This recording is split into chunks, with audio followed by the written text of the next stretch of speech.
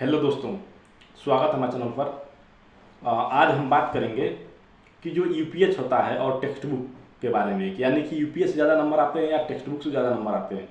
ठीक है, हमारे एक सब्सक्राइबर का ने जो है कमेंट किया हुआ था कि सर जो है मुझे बीए का लिए इंग्लिश मीडियम में यूपीएच चाहिए। तो देखिए, आर्ट सेक्शन में कोई भी मतलब अभी तक क्वेश्चन में जहाँ तक मेरे जानकारी में नहीं आता है। बहुत सारे आते हैं, रजंत्रा आते हैं, टापर्स आते हैं, या यूपीएच आता है।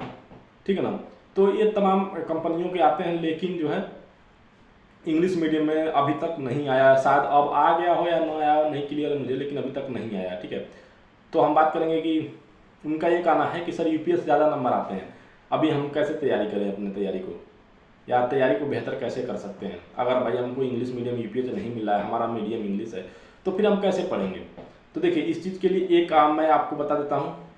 सबसे बेस्ट है आपको टेक्स्ट बुक। ईपीएच जो है आपका एवरेज नंबर लेके आता है, 50 नंबर लेकर आएगा, 60 नंबर लेकर आएगा। यहाँ तक कि अगर आपने बहुत अच्छे तरीके से पढ़ाया तो 70 नंबर तक भी आप गेन कर सकते हैं, चाहे और ऊपर भी लेवल है, लेकिन उसका एक लेवल लिमिट है। ठीक है ना।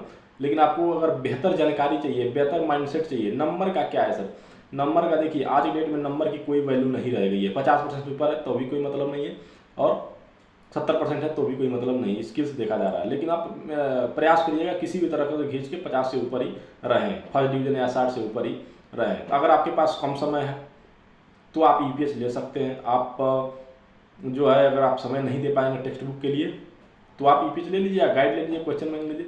अगर आप बेहतर टाइम दे सकते हैं, आपके पास समय है, तो आप जो है मैं प्रेफर करूंगा कि आप टेक्स्ट बुक से ही पढ़िए। आप इंग्लिश मीडियम के टेक्स्ट बुक लीजिए, आप डीडीयू का अगर आपका यूनिवर्सिटी है, चाहे जिस यूनिवर्सिटी का, उसका सिलेबस निकाल लीजिए, उसके अकॉर्डिंग अपने नोट्स बना लीजिए।